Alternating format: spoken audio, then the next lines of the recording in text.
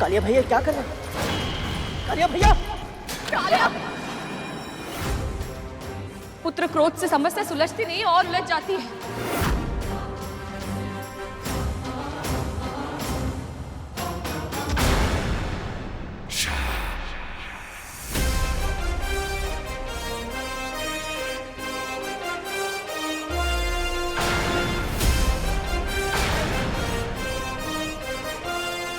मां पर आक्रमण करने की भूल मत करना। गरुड़!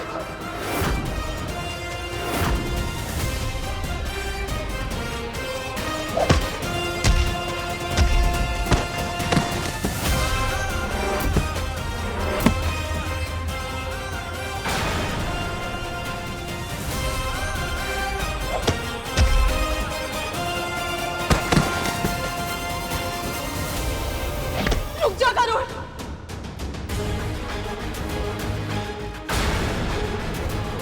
रुक जा गरुड़! रुक जा।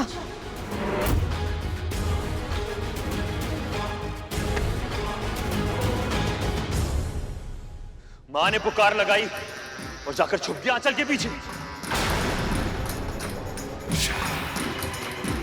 साहस है तो फिर से हाथ कर। एक शब्द और नहीं। पहले तू मुझे लज्जित कर चुका है, अब क्या मेरा शीश लज्जा से झुकवाएगा तू?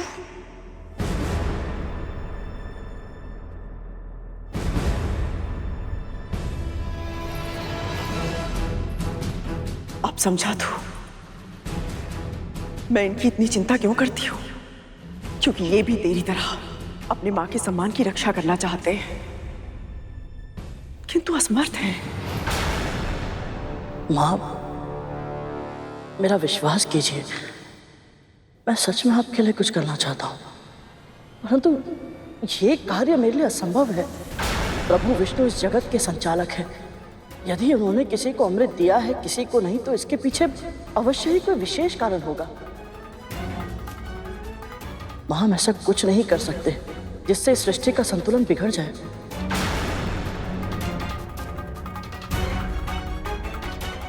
दीदी, यदि सभी प्राणियों के लिए अमृत आवश्यक होता तो नारायण बिना मांगे ही दे देते, बिल्कुल वैसे ही जैसे उन्होंने जल, वायु, सूर्य और वनस्पति ये सब हमें दिए हैं। मां, यदि आपकी कोई और इच्छा है तो प्रकट कीजिए, परंतु ये अधर्म मैं नहीं कर सकता।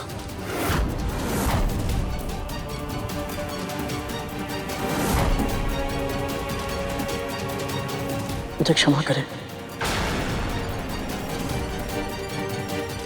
गरुड़ और विंता माँ से जैसी आशा थी, उन्होंने वैसा ही उत्तर दिया प्रभु।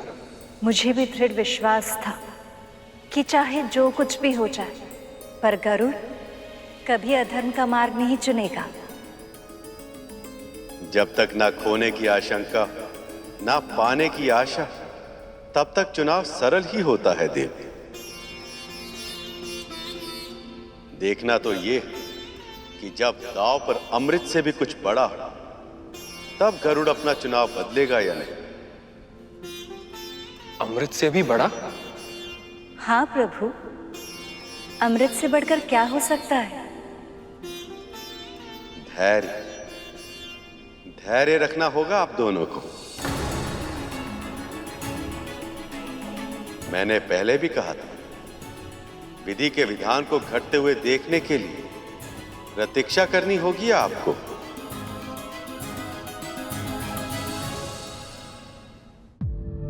पर गरुड़, अधर्म तो तब होगा ना जब मेरे पुत्र अमृत या अमृत से मिलने वाली शक्तियों का दुरुपयोग करेंगे। मैं तुम्हें वचन देती हूँ, ऐसा कभी कुछ नहीं होगा। देवताओं की तरह वो भी केवल अपनी सुरक्षा के लिए उपयोग करेंगे उसे।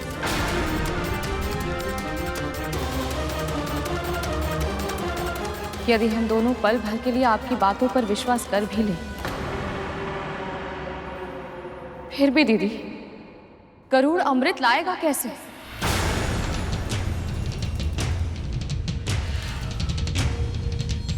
राहु ने छल से अमृत लाने का प्रयास किया था तो प्रभु विष्णु ने उसकी क्या दशा की थी?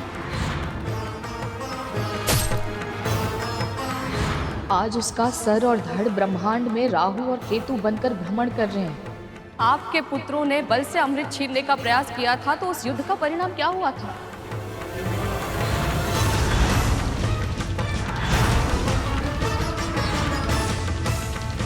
आप सब जानती हैं दीदी। यदि आपके इतने सारे शक्तिशाली पुत्र मिलकर भी इंद्र का सामना नहीं कर पाए तो मेरा पुत्र अकेले उन सभी देवताओं का सामना कैसे करेगा?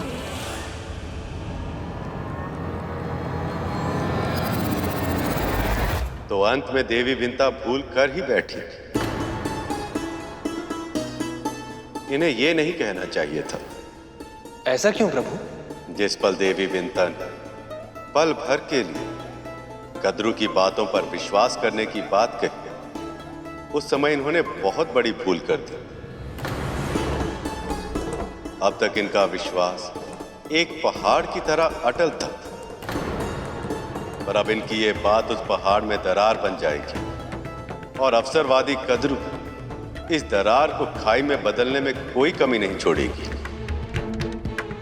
तो फिर अब क्या होगा प्रभु?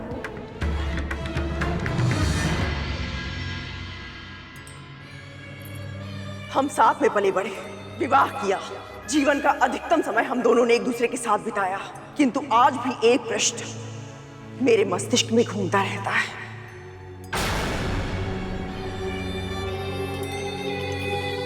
तू इतनी भोली है या भोली होने का स्वांग रच रही है?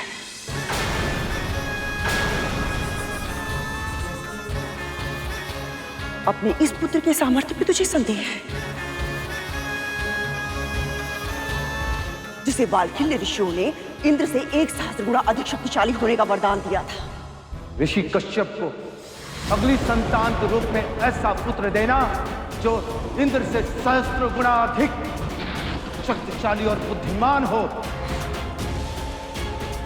ये तो इतना हठी है विंता कि अपने एक प्रश्न के उत्तर के लिए 7 लोक पार करके वैकुंठ तक चला गया था। असुरों की सेना का सामना इसने अकेले किया।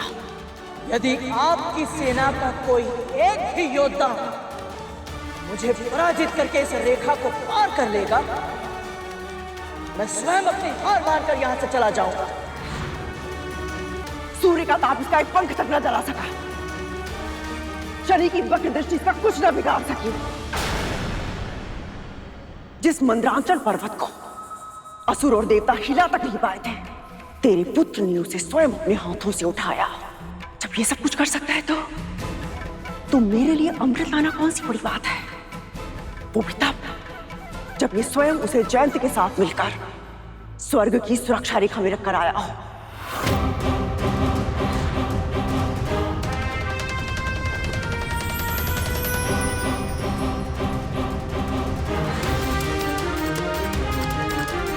सत्य तो यह है विंता, यदि तेरा पुत्र एक बार ठान ले तो संसार का कोई भी ऐसा कार्य नहीं है जिसे करने में वो सक्षम ना हो। वो कुछ भी कर सकता है, कुछ भी।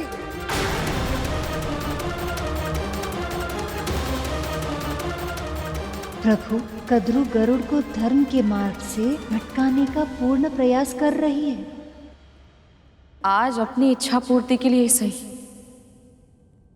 कम से कम आपने मेरे गरुड़ की शक्ति और सामर्थ्य को स्वीकारा तो।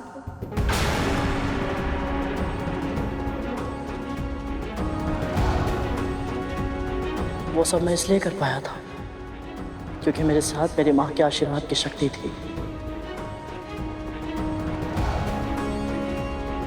और जब तक प्रभु और माँ का आशीर्वाद मेरे साथ है, मेरे लिए कोई भी कार्य असंभव नहीं।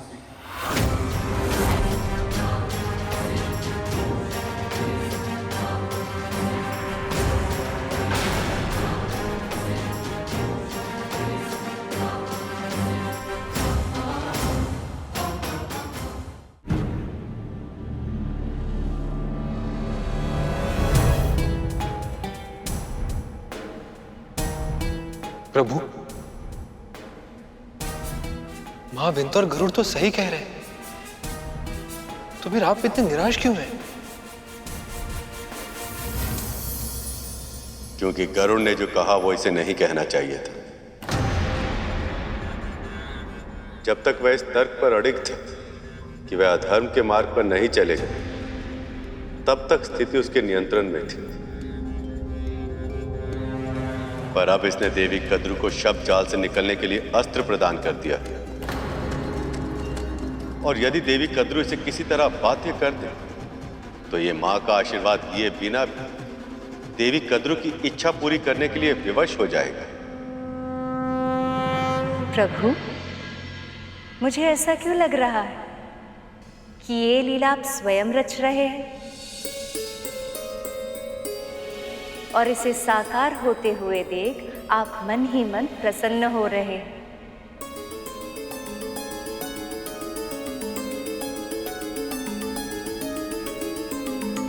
हाँ प्रिय, ये मेरी ही लीला। जीवन में कोई भी सिद्धि प्राप्त करने के लिए हर जीव को संघर्ष और पीड़ा से सम्मुख होने के लिए तैयार रहना चाहिए। इस परीक्षा से गरुड़ के विचार, संस्कार और व्यवहार का मंथन हो, तब जाकर इसका जीवन अमृत बन पाएगा। अब चाहे जो भी हो दीदी, ये सब बातें करने का कोई लाभ नहीं है। गरुड़ प्रभु विष्णु और मेरी इच्छा के विरुद्ध कुछ नहीं करेगा, इसलिए आपकी कोई और मनोकामना है तो बताइए, अन्यथा हमें आज्ञा दीजिए। मां ने रोक लिया, अन्यथा दासी मां और उसके पुत्र दोनों को मां की बात नहीं मानने के लिए जरूर दंड देता। चल गरुड़।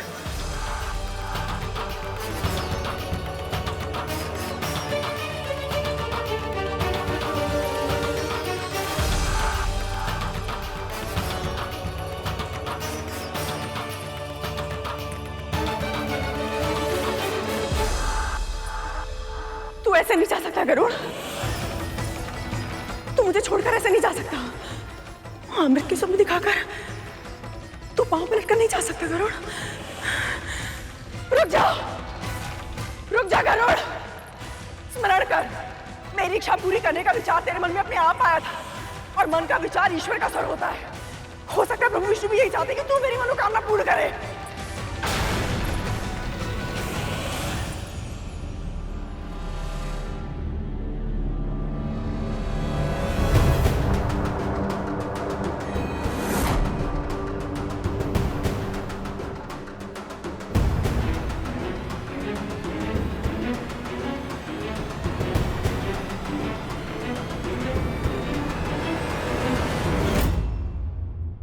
चल गरुड़।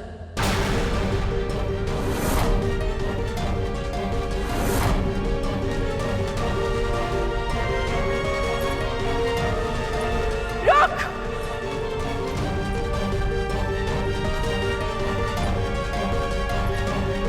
रुक जा।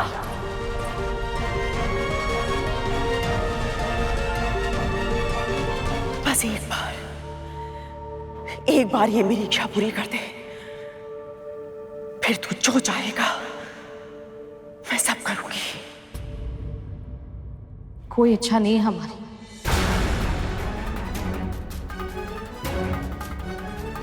कुछ नहीं चाहिए हमें।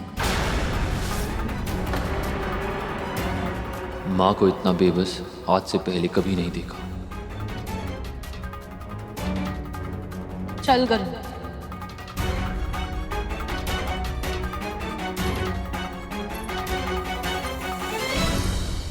मुक्ति भी नहीं,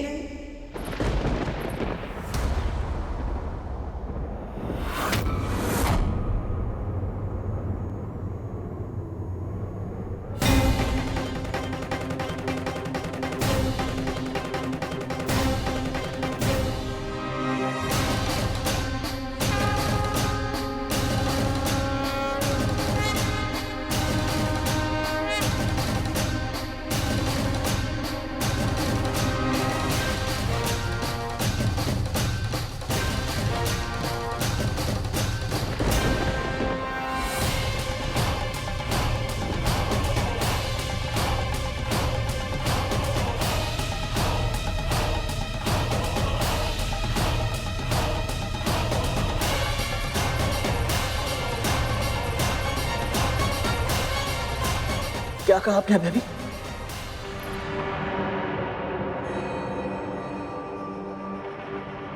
मुझे अमृत लाके दे और मैं तुझे दूंगी अपनी दास्ता से मुक्ति।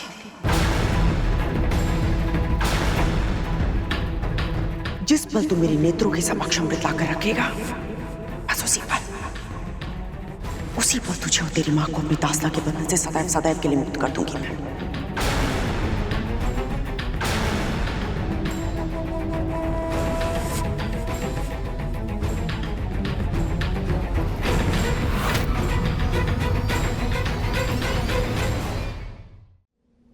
हे प्रभु, इतनी कठिन परीक्षा। प्रभु, आप इतने निष्ठुर कैसे हो सकते हैं? गरुड़ सीधा साधा भोला भक्त है आपका। इतने बड़े धर्म संकट में डालने से पहले आपका हृदय नहीं कांपा? एक ओर उसकी मां की मुक्ति और दूसरी ओर धर्म। उसके पास विकल्प ही क्या है? वो जो भी धर्म का मार्ग चुनेगा, कोई ना कोई अधर्म तो करेगा ही। अगर वो अपनी मां का चुनाव करता है तो भी अधर्म करेगा, और यदि मां की मुक्ति का मार्ग जाने के बाद भी मुक्ति का प्रयास न करे तो भी अधर्म ही कहलाएगा। धर्म और अधर्म के बीच में युद्ध तो पक्ष लेना आसान होता है देव। असली परीक्षा तभी होती जब धर्म और अधर्म के बीच की रेखा धूमिल हो जाए और उचित मार्ग चुनना कठिन हो जाए। यदि भविष्य में गरुड़ को मेरा वाहन बनना है तो उसे इस अग्नि परीक्षा से गुजरना ही होगा।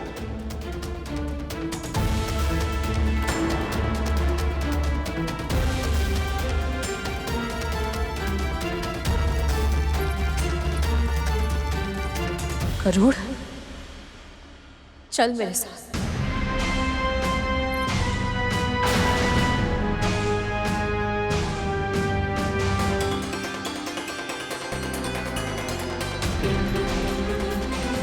जब से तेरा जन्म हुआ है तेरी बस एक ही इच्छा है।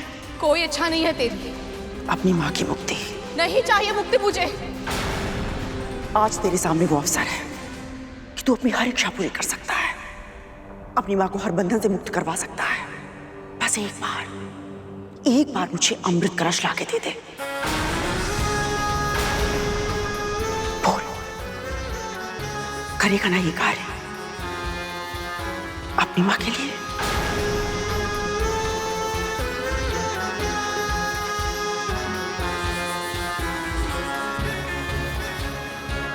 गरुड़ के भावनाओं का प्रयोग मां अपने स्वार्थ सिद्धि के लिए करना चाह रही है। मैं तो ये सोच रहा हूं तब तो कि गरुड़ अब क्या करेगा?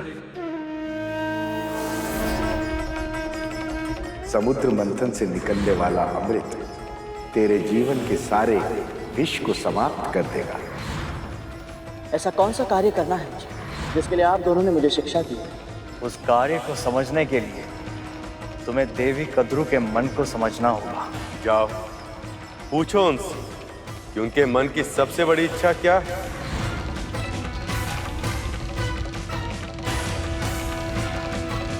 नहीं नहीं गरुड़, इस बारे में सोचना भी मत। अधर्म से मुक्ति कभी नहीं मिलती गरुड़। परंतु मां, कुछ मत कह। मैं जीवन भर दास्ता में बिता दूंगी, पर तुझे यह अधर्म करने की आज्ञा कभी नहीं दूंगी।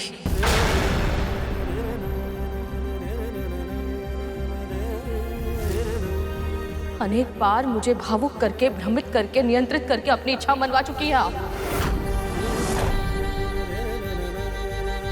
पर अपने पुत्र के जीवन के साथ फिर से ये खेल मैं आपको कभी नहीं खेलने दूंगी।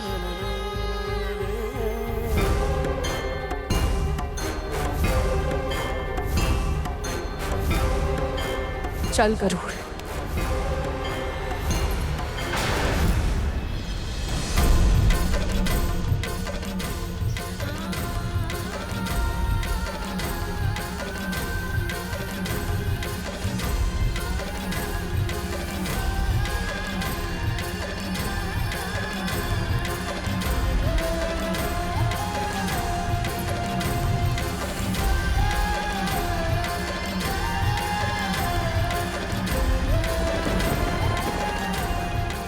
क्षमा करना माँ, किंतु आपको दास्ता से मुक्त कराने हेतु यदि मुझे आपके विरुद्ध भी जाना पड़े तो मुझे स्वीकार है।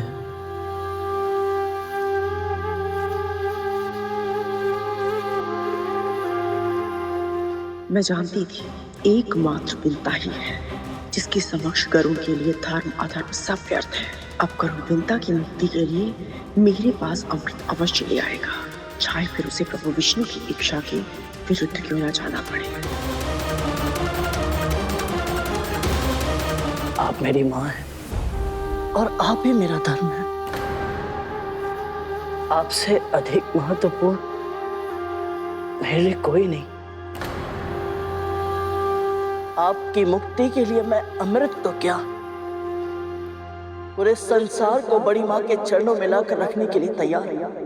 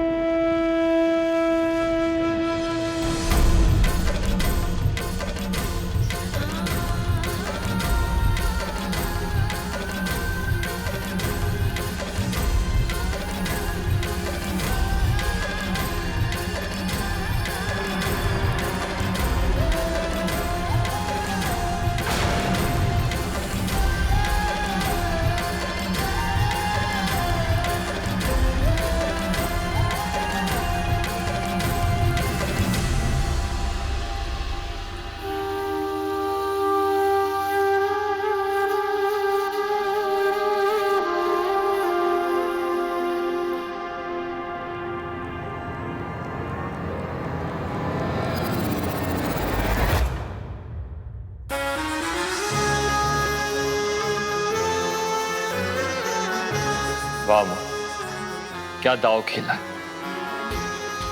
अद्भुत है आपकी बुद्धि, विलक्षण है आपकी चतुरता। आज जो कुछ भी हमने देखा वो कल्पना से परे। आज पहली बार माँ और पुत्र के बीच मतभेद हो गया, वो भी हमारी माँ के कारण।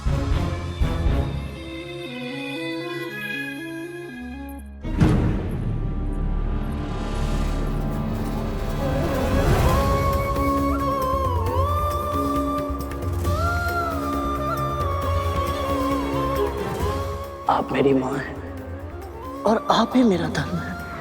आपसे अधिक महत्वपूर्ण और कुछ नहीं, कोई नहीं माँ। आपकी मुक्ति के लिए मैं अमृत तो क्या, पूरे संसार को बड़ी माँ के चरणों में लाकर रखने के लिए तैयार हूं। माँ, तू जो करना चाहता है वो अधर्म है, धर्म के विरुद्ध युद्ध है, अपराध है वो।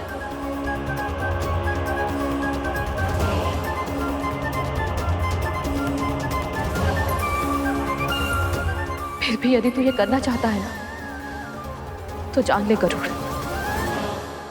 मैं इस पाप में साथ कभी नहीं दूंगी। तुझे आशीर्वाद देना तो दूर की बात है, पहली बार जीवन में ये कामना करूंगी कि तू अपने लक्ष्य में असफल हो जाए।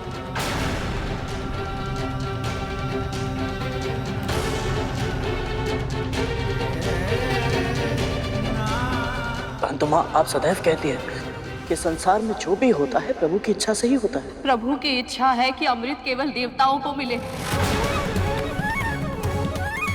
अपने इस लक्ष्य के लिए तेरे प्रभु ने कितना कष्ट सहा है, इतना लंबा समय माँ लक्ष्मी के वियोग में बिताया, कच्छप अवतार लेकर अपनी पीठ पर इतने विशाल पर्वत को उठाया, उसके बंधन का भार सहा। और केवल प्रभु विष्णु ही क्यों, स्वयं महादेव ने हलाहल तक पिया है इस लक्ष्य के लिए, केवल इसलिए ताकि अमृत प्रकट हो पाए और वो उन्हें मिल पाए जो उसकी शक्ति का प्रयोग संसार की भलाई के लिए करेगा। पर ये सब मैं तुझे क्यों बता रही हूँ, तू स्वयं था ना वहां, तूने देखा था ना कितनी कठिनाइयों के बाद अमृत मिला, उसकी एक एक बूंद कितनी मूल्यवान है। सब जानते हुए भी तू केवल मेरी मुक्ति के लिए अमृत उन नागों को सौंप देना चाहता है।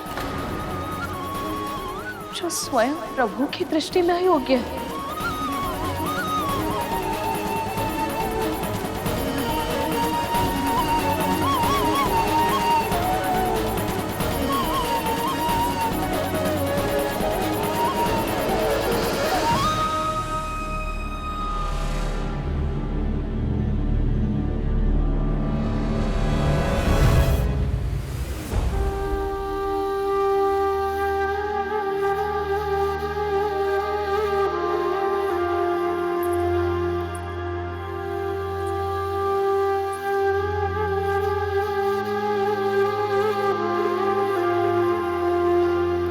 माँ आपने जो भी कहा वो एक एक शब्द सत्य है।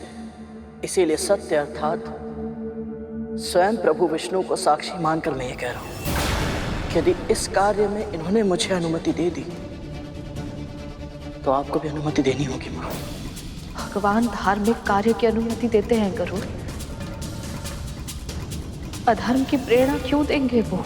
मैं नहीं जानता माँ, परंतु जिस तरह आपका विश्वास इतना अटल है कि इस कार्य में प्रभु की सहमति नहीं है, उसी तरह मेरा भी विश्वास अटल है कि समस्त संसार में जो कुछ होता है नारायण की इच्छा से ही होता है। इसीलिए माँ हम दोनों में से कौन सही है इसका निर्णय स्वयं नारायण को ही लेना होगा।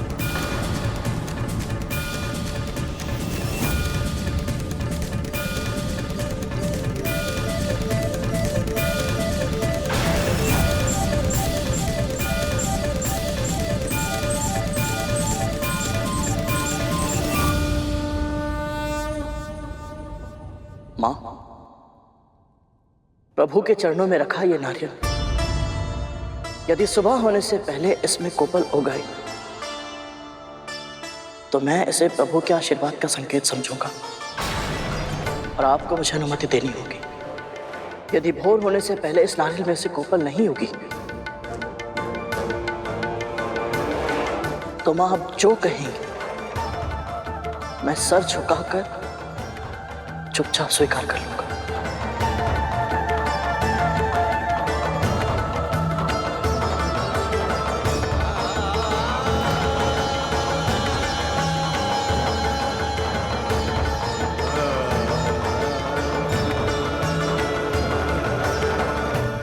अब आएगा आनंद। आपके साथ ऐसा ही होना चाहिए था प्रभु। आप अपनी भक्त की परीक्षा ले रहे थे, लेकिन अब आपको भी अपने भक्त की परीक्षा देनी होगी। अगर कोपल उगी तो गरुड़ अमृत लेने जाएगा तो अधर्म नहीं होगा, और अगर कोपल नहीं उगी तो अमृत लेने गरुड़ जाएगा ही नहीं और आपकी योजना असफल हो जाएगी। अब आप क्या करेंगे प्रभु? विश्राम। जब कोई बड़ा कार्य करना हो तो पहले अपने मन को स्थिर कर लेना चाहिए, है ना दी?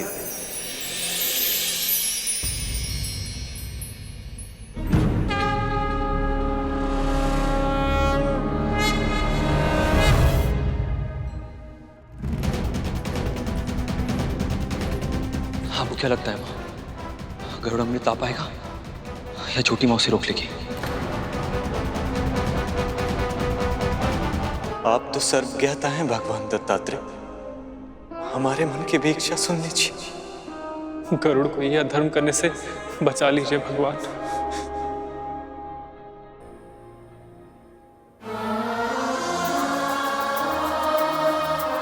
अब तो बस मेरी एक ही आशा है प्रभु, गरुड़ को मेरी मुक्ति के लिए इतने बड़े संकट का सामना ना करना पड़े।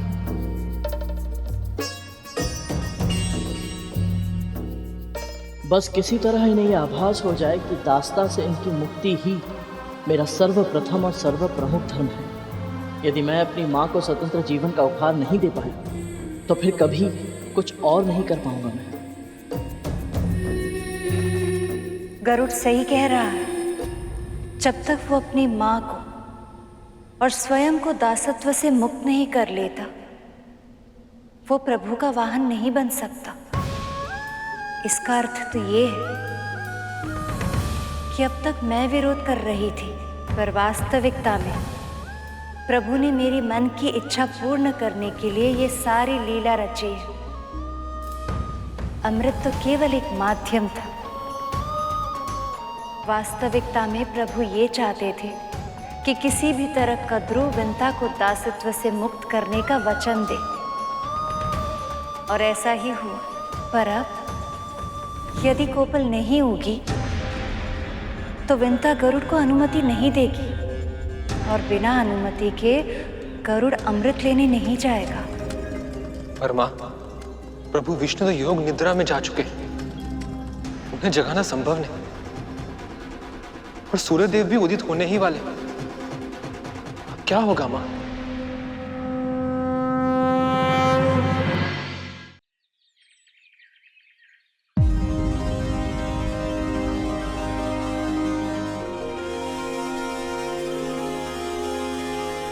कराग्रे वस्ते लक्ष्मी कर मध्य सरस्वती कर मूले तु गोविंद प्रभाते कर दर्शनम।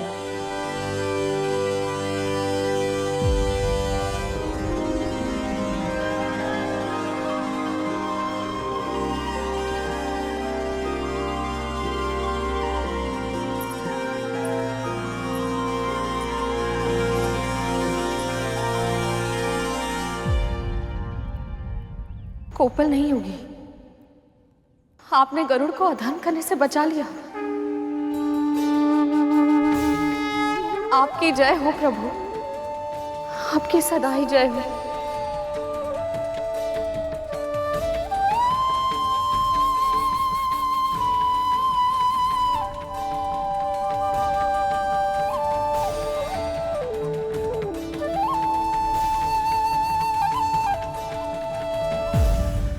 गरुड़,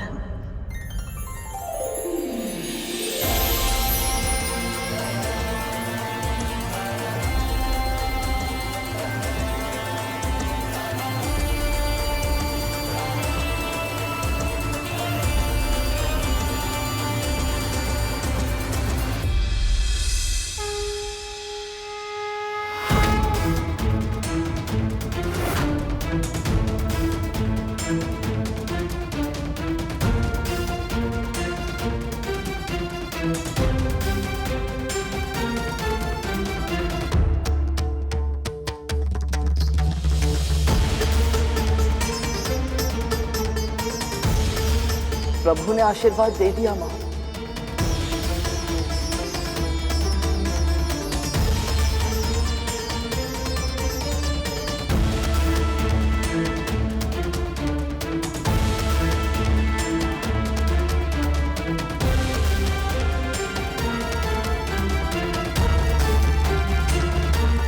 तो अब आप भी मेरी तरह निष्ठुर हो गई थी, गरुड़ को अधर्म के मार्ग पर चलने की प्रेरणा दे दी। मैं क्षमा चाहती हूँ प्रभु, मैं आपकी लीला समझ नहीं पाई, पर मैं अब पहचान चुकी हूँ। कभी कभी बड़े धार्मिक उद्देश्यों के लिए अगर छोटा अधर्म करना भी पड़े तो उसे अनदेखा करना चाहिए, क्योंकि वो अधर्म के साँचे के भीतर छिपा माध्यम होता है, धर्म को स्थापित करने का माध्यम।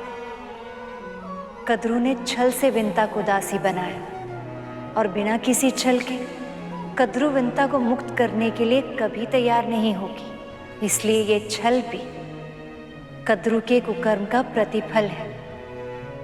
और रहा प्रश्न अमृत का, उसकी सुरक्षा तो आपके नियंत्रण में है प्रभु, और मुझे पूरा विश्वास है कि जो आवश्यक होगा वो सब करेंगे आप। पर अमृत का पान किसी अयोग्य को कभी नहीं करने देंगे।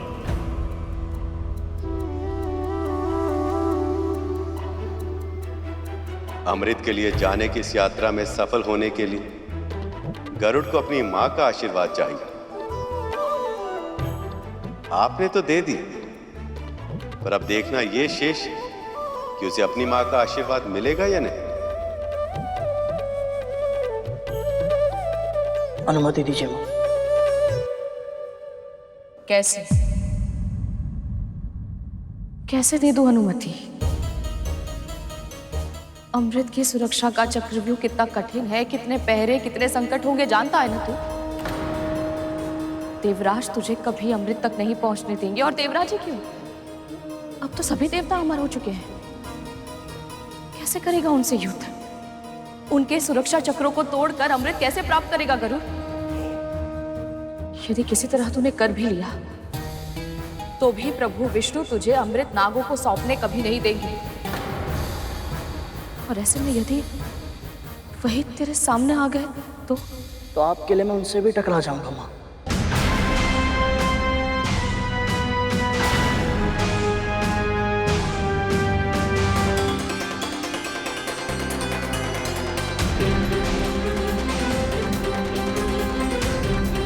यही था ना आपका छठा संस्कार। आप ही ने सिखाया था ना माँ कि धर्म के लिए जगत पिता श्री विष्णु से भी टकराने में कोई हानि नहीं है। मेरे लिए मेरी माँ की मुक्ति ही सबसे पहला धर्म है।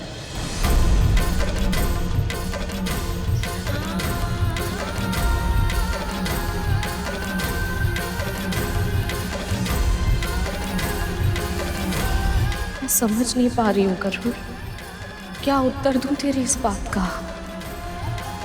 मेरी मुक्ति के लिए तू इतना कुछ करने को तैयार है।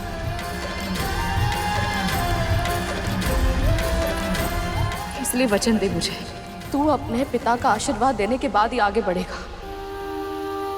हो सकता है वही तुझे उचित मार्ग दिखा पाए। वचन दे मुझे।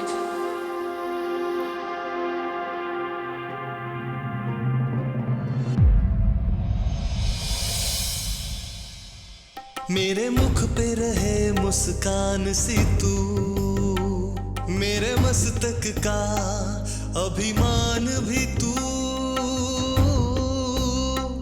एक आशीर्वाद में जग दे दे, है सबसे बड़ी धनवान भी तू, तेरी ममता से अनमोल कोई उपहार है माँ,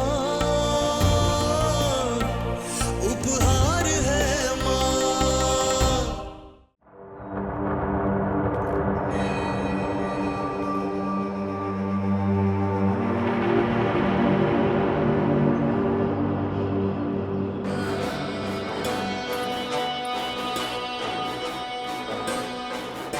आशीर्वाद दीजिए बड़ी माँ।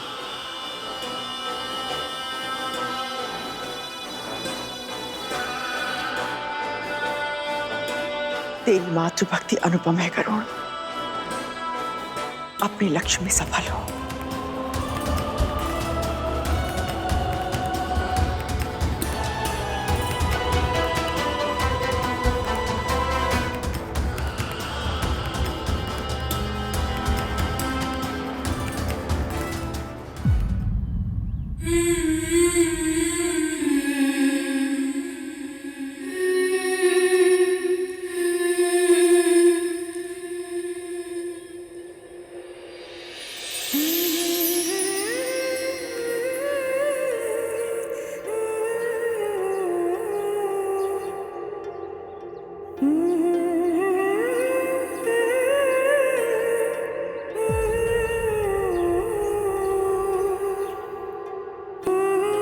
अगली बार जब आपको देखूंगा तो आपके हाथों में ये बंधन का प्रतीक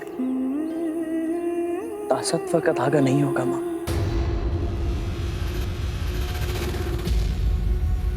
अपना जीवन जीने के लिए स्वतंत्र होंगे आप।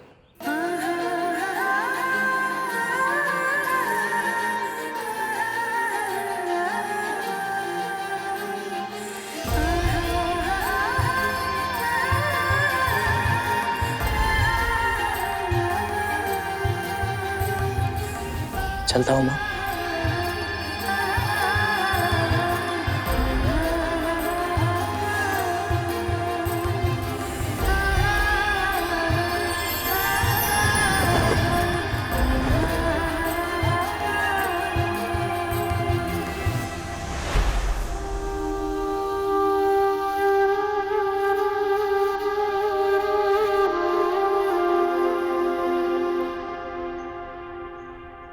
प्रभु, मां विंता की मुक्ति के बारे में सोचकर मैं प्रसन्न तो हूं, पर गरुड़ के लिए एक विचित्र सी चिंता भी हो रही है मन में। तुम्हारा चिंतित होना उचित है शेष, क्योंकि गरुड़ का यह लक्ष्य अब तक के सभी लक्ष्यों से भिन्न है। सबसे पहले अमर हो चुके देवताओं को पराजित करके अमृत तक पहुंचना लगभग असंभव होगा, और यदि वे वहां तक पहुंच भी गए तो फिर कद्रु तक अमृत पहुंचाने से पहले उसे मेरा सामना करना होगा।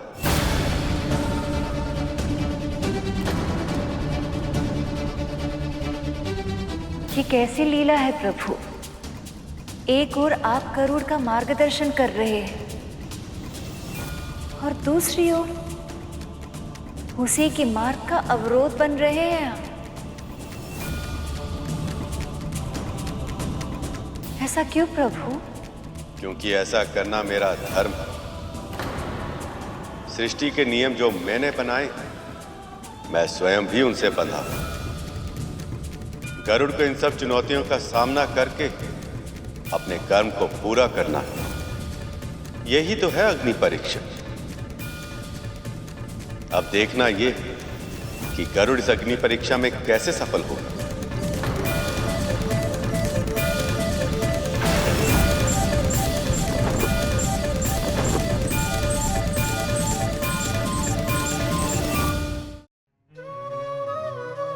जीवन में बड़ा लक्ष्य प्राप्त करने के लिए कई कठिनाइयों का सामना करना पड़ सकता है, और यह हर जीव का चुनाव निर्धारित करता है कि वो लक्ष्य उसे प्राप्त होगा या नहीं। उसी प्रकार विंता और गरुड़ को दासत्व से मुक्ति मिलेगी या नहीं, ये विंता का मुझ पर विश्वास और गरुड़ की कर्म निष्ठा तय करेगी।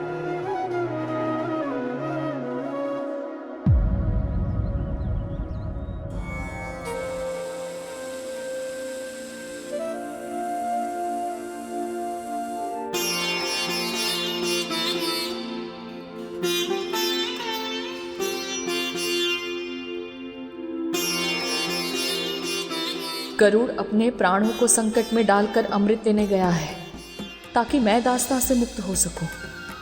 यदि आपकी यही इच्छा है प्रभु तो मुझे स्वीकार है। एक सच्चे भक्त को हर स्थिति में अपने प्रभु पर विश्वास होना ही चाहिए कि जो विधान उन्होंने निर्धारित किया है वही सभी के लिए सही है। मुझे भी विश्वास है नारायण, इसलिए अपने पुत्र की रक्षा की चिंता मैं आपके चरणों में सौंपती हूं।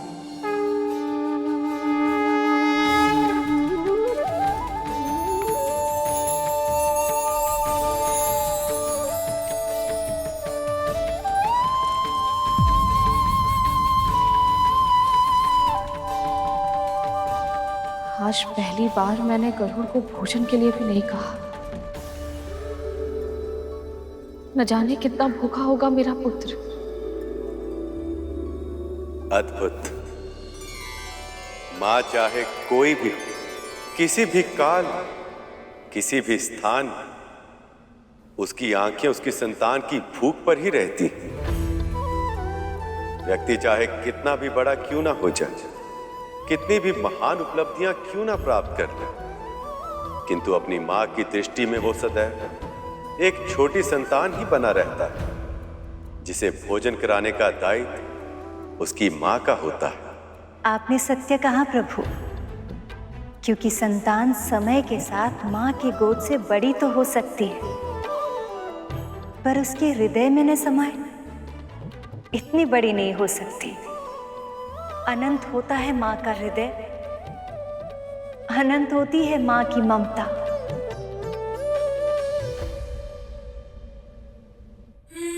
हे स्वामी, गरुड़ की सहायता कीजिए।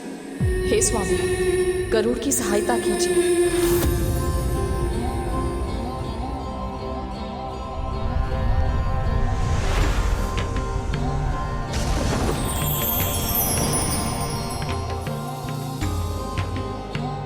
भोजन किया पुत्र?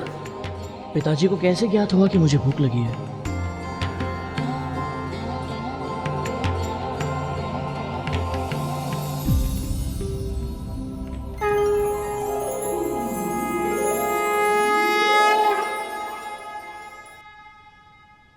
भोजन तो नहीं किया है पिताजी। पहले भोजन कर लो पुत्र, फिर बात करेंगे। क्षमा कीजिए पिताजी, परंतु मैं एक बहुत ही आवश्यक उद्देश्य के लिए निकला हूँ और जब तक उसे पूरा नहीं कर लेता भोजन या विश्राम के लिए विराम मेरे लिए संभव नहीं है। मुझे बड़ी माँ के लिए अमृत लाना है।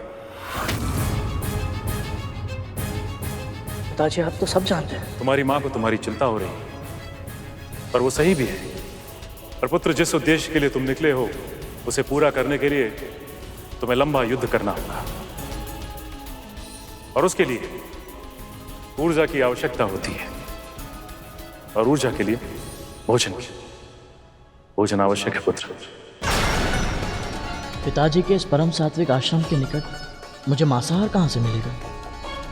पुण्यदायक सरोवर के निकट जाओ पुत्र, तुम्हें वहां केवल भोजन ही नहीं मिलेगा, 2 प्राणियों की मुक्ति के साधन भी बनोगे तुम। गरुड़ के माध्यम से मुक्ति किसे मिलेगी प्रभु? 2 ऐसे प्राणियों को जो किसी की कल्पना से भी अधिक विशाल है। एक है हाथी, 6 योजन ऊंचा और 12 योजन लंबा।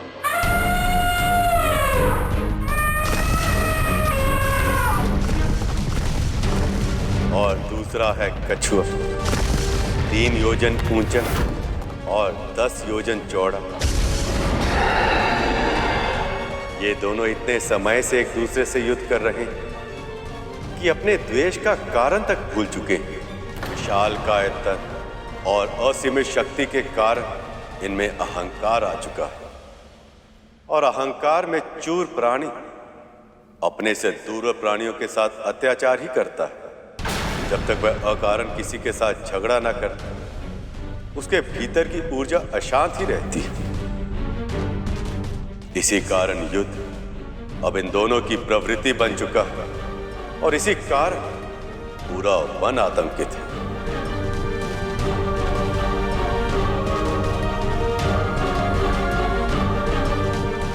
इन दोनों के युद्ध के कारण वन का वो वाला भाग पूरी तरह सुनसान पड़ चुका है, जहां सरोवर के जल से छोटे पशु पक्षी अपनी प्यास बुझाया करते थे और सभी प्राणी इन दोनों से त्रस्त है, त्राई त्राई कर रहे हैं। परंतु पिताजी ये कछुआ और हाथी आपस में लड़ क्यों रहे? पिछले जन्म में दोनों सगे भाई थे। बड़े भाई का नाम था महर्षि विभावसु और छोटे भाई का नाम था महर्षि श्रुति। महर्षि होने के बाद ये दोनों अपनी पैतृक संपत्ति को लेकर, उसके धन के बंटवारे को लेकर आपस में झगड़ा करते रहते। जब 2 भाई आपस में झगड़ा करते तो बाहरी व्यक्ति आकर उसका लाभ उठाता है, उनकी क्रोधाग्नि में घी की आहुति डालता है और उस झगड़े को इस सीमा तक ले जाता है कि वहां से लौटकर वापस आना संभव नहीं होता। ऐसा ही इन दोनों के साथ भी हुआ। दूसरों की बातों में आकर इनका झगड़ा शत्रुता में बदल गया और फिर एक दिन विभावसु ने क्रोध में आकर सुप्रतीक को हाथी बनने का श्राप दिया और सुप्रतीक ने क्रोध का उत्तर क्रोध में और विभावसु को कछुआ बनने का श्राप दे दिया।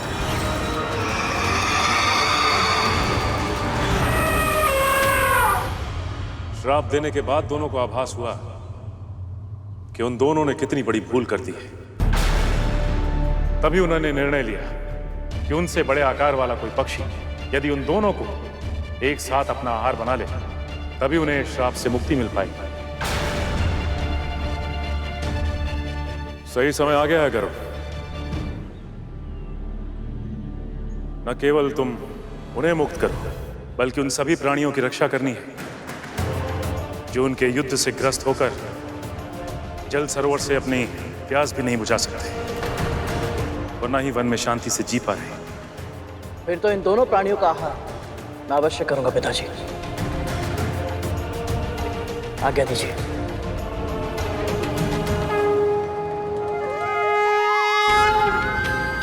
सफल हो पुत्र।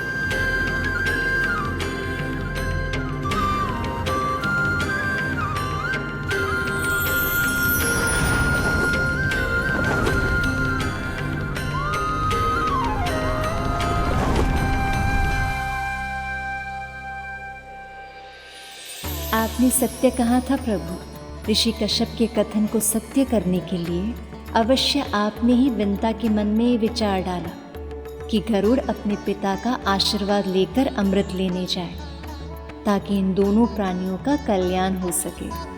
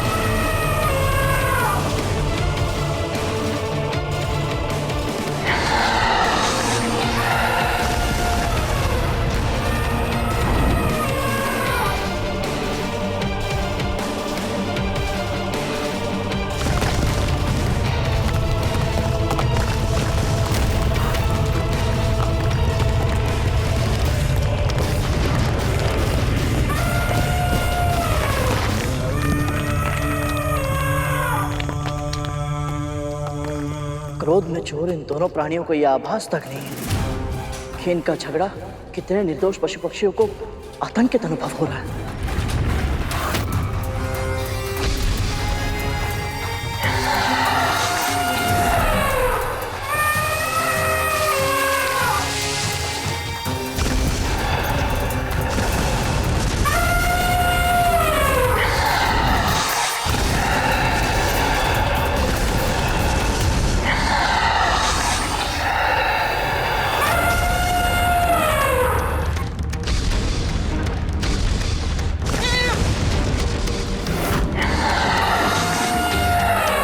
यदि समाज के लिए कोई संकट बन जाए तो उसका विनाश करना धर्म होता है।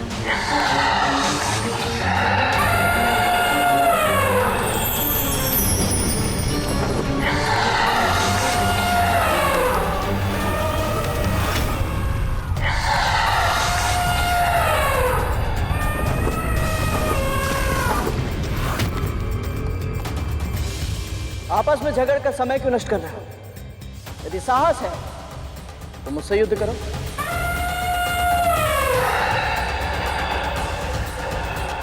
तुमने अपनी मृत्यु को ललकारा है पक्षी। ना तनिक विभाग, ना विशाल आकार, कुछ भी नहीं है तेरे पास, केवल मूर्खता है। और अब तेरी मूर्खता का दंड दूंगा तुझे।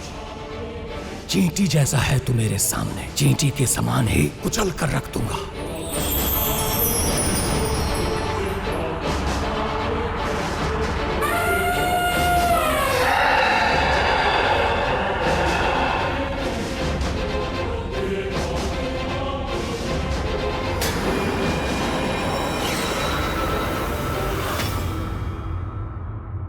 जो कार्य इतना कठिन लग रहा था, कितनी सरलता से पूरा कर दिया गरुड़ ने। इतनी शीघ्र प्रसन्न मत हो शेष। प्रभु ने परीक्षा लेने का निश्चय किया है। यदि कार्य इतनी आसानी से पूरा होते हुए दिखाई दे रहा है, तो इसका अर्थ ये है कि हम प्रभु की परीक्षा को समझ ही नहीं पाए, और कुछ न कुछ अवश्य ऐसा होगा जो अभी हमारी दृष्टि से ओझल है, पर जब सामने आएगा तो उसकी कसौटी पर खरा उतरना बहुत कठिन होगा।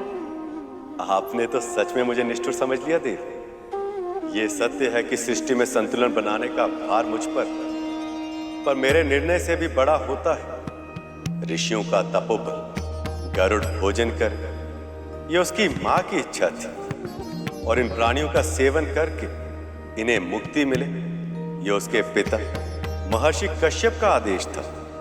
इस घटना में मेरा कोई योगदान नहीं है देवी। सत्य तो ये है कि ये संसार जानता ही नहीं कि ऋषियों की वाणी में कितना सामर्थ्य, कितना पुरुषार्थ होता है। यदि ऋषि कुछ कह दे तो भगवान भी उनके वचन को सत्य करने के लिए बाध्य हो जाते। इसीलिए महर्षि दुर्वासा के श्राप के बाद मैं आपका वियोग सहने के लिए विवश हो गई थी।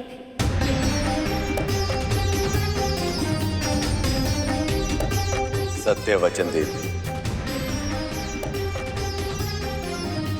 इसलिए ऋषि मुनियों की वाणी चाहे मीठी हो या उसमें क्रोध की कड़वाहट घुली हो, वो सदैव जगत का कल्याण ही करती है। मुझे अपनी योजना उनके अनुरूप बदलनी पड़ती है ताकि मैं ऋषि मुनियों के वचन को सत्य सिद्ध कर सकूं।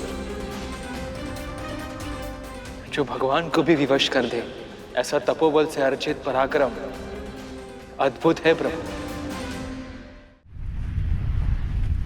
मुझे कोई ऐसा स्थान ढूंढना होगा जहां किसी और को कष्ट दिए बिना शांति से इन दोनों का आहार कर सकूं।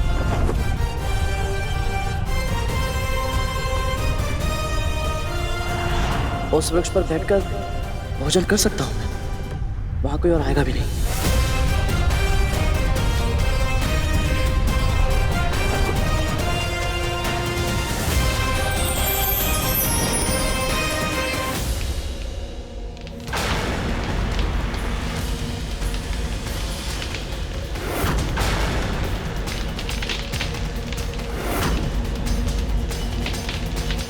यहां तो वाल्कीलिय ऋषि तपस्या कर रहे हैं। यदि ये शाखा टूट गई तो ये सभी ऋषिगण गहरी खाई में गिर जाएंगे और तब इनकी मृत्यु होना निश्चित है। प्रभु, ये कैसी परीक्षा है आपकी? यदि ये शाख टूट गई तो गरुड़ को ऋषि हत्या का महापाप लग जाएगा। और यदि गरुड़ ने चेतावनी देने के लिए उन्हें जगा दिया तो भी तपस्या भंग होने के कारण वो क्रोधित हो सकते हैं। आपकी आशंका सत्य है देव। बड़े से बड़े ऋषि मुनि अपनी साधना में अग्नि, जल, वायु, हिम सब सहन कर लेते हैं, पर व्यवधान सहन नहीं करते। यदि इन ऋषियों ने गरुड़ को कोई श्राप दे दिया तो फिर ना तो वो देवराज इंद्र से जीत पाएगा, ना उसे अमृत मिलेगा और ना ही विंता मुक्त हो पाएंगी।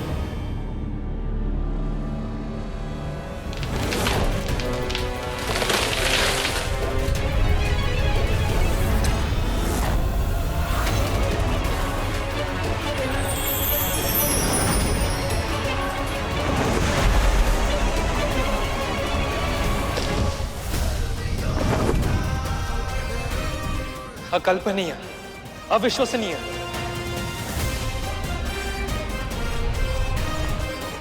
बुद्धि, संवेदना और संतुलन तीनों का परिचय दिया है गरुड़ ने।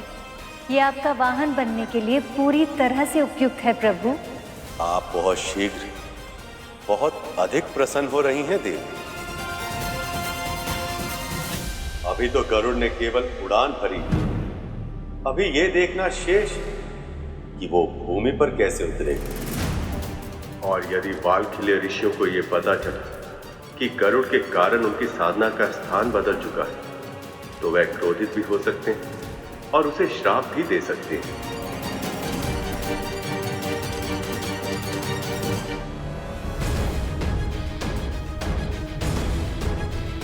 यदि उस समय ऋषियों का कोई अहित हो गए या उन्हें कोई चोट लग गई तो क्या होगा?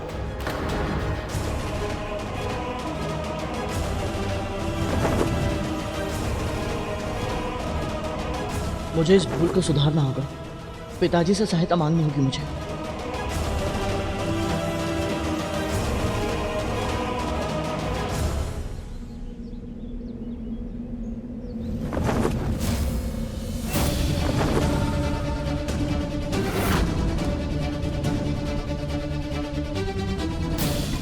इसे तो भोजन करने के लिए भेजा था, इन दोनों को यहां क्यों ले आया? वाल्कीलिय ऋषि,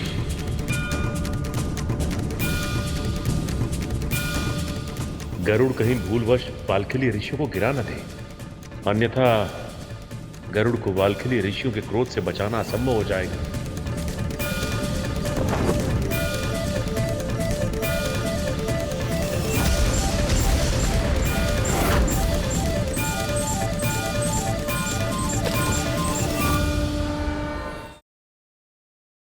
पक्षीराज गरुड़ के साहस भरे कारनामे देखने के लिए चैनल को सब्सक्राइब करें और साथ ही बेल आइकॉन दबाना न भूलें।